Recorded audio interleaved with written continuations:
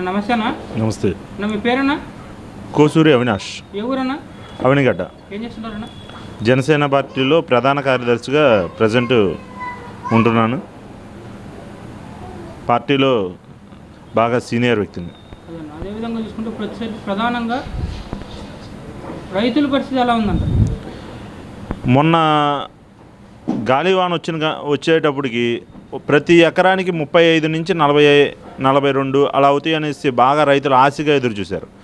కానీ ఈ తుఫాను వల్ల మొత్తం పంట పొలాలు అన్నీ పడిపోవడంతో ప్రభుత్వం నుంచి ఎటువంటి వాళ్ళకనేది పారితోషికం అనేది అందకపోవడంతో చాలా ఇబ్బందులు పడ్డారు. దాంతోపాటు కోతలకు వచ్చేసరికి 10,000, 12,000, 8,000 ఈ మధ్యలోనే నడిచింది. దాంతో రైతులు చాలామంది పురుగులు మందు తాగి ఒక 2-3 ఆత్మహత్యకు కూడా పాల్పడ్డారు. అదేవిధంగా చూసుకుంటే ఇప్పుడు వచ్చేసరికి రైతులకు అండగా ఉంటామని చెప్పి రైతు భరోసా కేంద్రాలు ఏర్పాటు చేసేమన్నారు. సంబంధించినంత వరకు రైతు భరోసా కేంద్రం దగ్గర నుంచి ఏమన్నా లబ్ధి కానీ లేకపోతే అండ కానీ ఏమన్నా చేకూరిందా? వాస్తవంగా చెప్పాలంటే ఈకేవైసీ అని చెప్పేసి చేయటం, పొలాలపైన ఇన్సూరెన్స్ ఇస్తామని చెప్పేసి చెప్పటం, తర్వాత అవేమో కంప్యూటర్లో అప్డేట్ అవ్వలేదని చెప్పేసి వాళ్ళకి రావాల్సిన ఇన్సూరెన్స్లు అనేది ఇవ్వకపోవడంతో రైతులు బాగా ఇబ్బందులు పడి ప్రభుత్వాన్ని అసలు నమ్మాలా వద్దా అనే దాని నుంచి అసలు ప్రభుత్వమే ఇలాంటి ప్రభుత్వమే వద్దు అనే విషయానికి వచ్చేసారు. అదేవిధంగా చూసుకుంటే చంద్రబాబు గారి హయాంలో అయితే రైతులకంటూ కొంత బడ్జెట్ ఉంది అనేది అన్నారు. జగన్ గారి హయాం వచ్చినాక రైతుల పరిస్థితి ఎలా ఉంది? అసలు బడ్జెట్ అనేది ఉంటుందా? అసలు ఏ బడ్జెట్ ఉంది? ఇప్పుడు రైతులకు వచ్చేసరికి ఏ బడ్జెట్ ప్రభుత్వం కేటాయించలేదండి. ఇప్పుడు భవన నిర్మాణ శాఖ విషయంలో తీసుకొనివ్వండి, అలాగే కార్మికులకు సంబంధించిన వాటిలో ఈ తినేసేసి, అలాగే పంచాయతీకి కేంద్ర ప్రభుత్వం నుంచి వచ్చే నిధులు కానీ అన్నిటినీ ప్రభుత్వం అనేది క్యాష్ చేసుకుని వాళ్ళకి దొంగలకి డబ్బుగా మార్చుకుంటాం, బ్లాక్ మనీ వైట్ చేసుకుంటాంలో ఒక పాత్ర ఎలా పోషిస్తున్నారు. అదేవిధంగా రైతుల సొమ్మును కానీ అలాగే ఎవరిదైనా సరే ముందు ప్రభుత్వానికి కావాల్సింది గాంధీ గారు నవ్వుతూ ఉన్న నోటు, దాన్ని క్యాష్ చేసుకోవాలి. అదొక్కటే వాళ్ళ నిర్ణయం.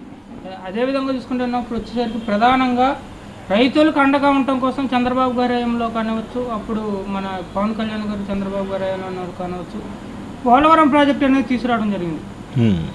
సంబంధించినంత వరకు పోలవరం ప్రాజెక్ట్ అనేది చంద్రబాబు గారి హయాంలో 70% పైగా కంప్లీట్ అయ్యి ఉంటే, జగన్ గారి హయాం వచ్చినాక అసలు పోలవరం ప్రాజెక్ట్నే పట్టించుకునే పరిస్థితి ఏర్పడుతుంది. సంబంధించినంత వరకు ఇదే పోలవరం ప్రాజెక్ట్ కింద 2 ఇరిగేషన్ మినిస్టర్లు పనిచేశారన్న. ఒకరు వచ్చేసరికి అనిల్ కుమార్ యాదవ్ గారు, ఒకరు వచ్చేసరికి అంబటి రాంబాబు గారు. అవును. అసలు పోలవరం గురించే పట్టించుకోవట్లేదు. దాని మీద మీరేమంటారు?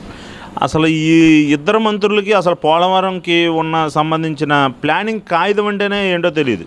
వీళ్ళకి మంత్రి పదవులు వచ్చేసరికి పక్కన పవన్ కళ్యాణ్ మీద దాడి చేయడం కానీ, చంద్రబాబు మీద దాడి చేయడం కానీ, అసలు టీఎంసీ అంటే ఏంటి, ఎంత వాటరో ఏంటి, ఈ లెక్కలు కానీ ఇలాంటివి అనేది అసలు ఈ ఇద్దరు మంత్రులకి తెలియదు. ఈ ఇద్దరు మంత్రులకి కావాల్సిందల్లా ఒకటే, ఎంతసేపు పక్క వాళ్ళ మీద నిందించడం, దోషులుగా వాళ్ళని ఏదో ఒకటి అనాలి, అంతే. అదేవిధంగా చూసుకుంటే ఇప్పుడు వచ్చేసరికి ప్రధానంగా మన రాష్ట్రంలో కొన్ని జిల్లాల వారీగా, మండలాల వారీగా కరువు ప్రాంతాలు ఏర్పడినాయి. సంబంధించిన కరువు ప్రాంతాలని కేంద్రానికి నివేదించిన పరిస్థితి లేదు. దీనిపైన సీఎం గారు మౌనంగా ఉన్నారు. దాని మీద మీరేమంటారు? ఇప్పుడు మా ఏరియా వచ్చేసరికి కోడూరు మండలంలో ఇంచుమించుగా ఒక ఏరియా మొత్తం పొలం వేయటం అనేది ఆపేశారు.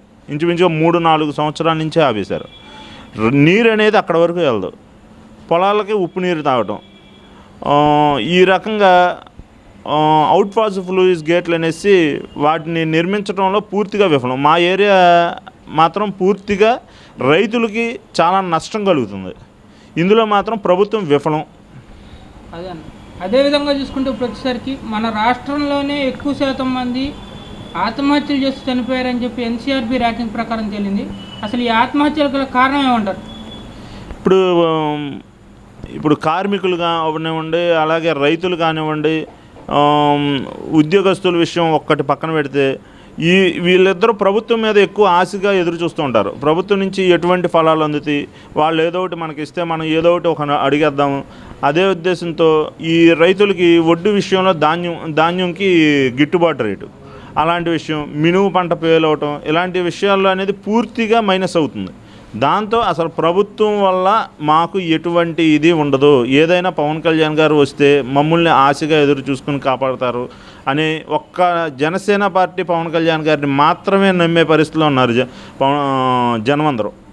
అదేవిధంగా చూసుకుంటే అన్న ఇప్పుడు వచ్చేసరికి 3 రాజధానులు అన్నారు, సంబంధించినంత వరకు ఒక రాజధాని కూడా డెవలప్ చేసిన పరిస్థితి లేదు. అయినట్టుగానే 3 రాజధాని డెవలప్ చేసినా లేదు, ఒక రాజధాని కింద కట్టుబడి ఉండి అమరావతి డెవలప్ చేసినా మన రాష్ట్రంలో కొంత కాకపోయినా కొంత నిరుద్యోగ సంఖ్య తగ్గేదని చెప్పి అంటున్నారు. దాని మీద మీరు అంటారు? నిరుద్యోగ సంగతి తగ్గటం గురించి ఆలోచిస్తే అసలు డిఎస్సి కానీ ఇలాగే మూడు రాజధానుల విషయంలో ఏవైనా కానీ ప్రభుత్వం నుంచి కట్టడానికి డబ్బులు కానీ, అదే చంద్రబాబు నాయుడు గారు మంగళగిరిలో ఇది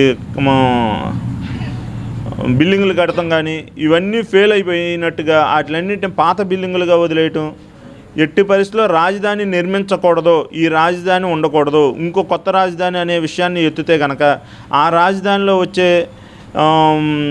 కొత్త బిల్డింగులకు కాంట్రాక్ట్ చేసుకుని వాటిలో మిగుల్చుకుందాం అన్న ఉద్దేశం మాత్రమే వైఎస్ఆర్ రాజశేఖర రెడ్డి. ఇప్పుడు వైజాగ్లో కూడా కొండలు తవ్వుకుని గుట్టలు తవ్వుకుని రాజధాని నిర్మిస్తున్నామని మళ్ళీ అక్కడ ప్రజల్ని మోసం చేయడానికి వైసీపీ ప్రభుత్వం జగన్మోహన్ రెడ్డి చేస్తున్న కొత్త మోసం.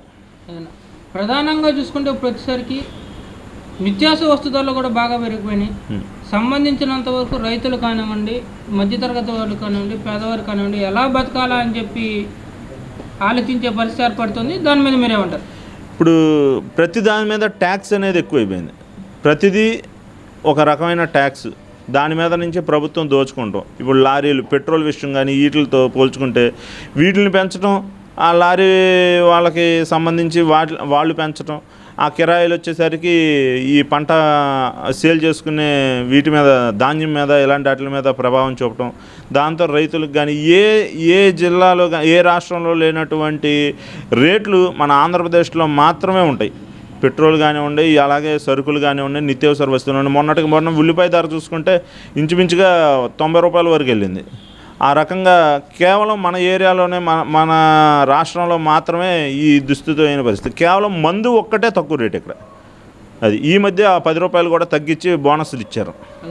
ప్రధానంగా చూసుకుంటే ప్రతిసారికి జగన్ గారి పాదయాత్ర సమయంలో ఇచ్చిన హామీల్లో మొట్టమొదటి, నాకు గనక ఎక్కువ మంది ఎంపీలను కానీ ఇచ్చినట్టయితే నేను కేంద్రం మెడవంచి అయినా సరే ప్రత్యేక హోదా తీసుకొస్తా అన్నారు.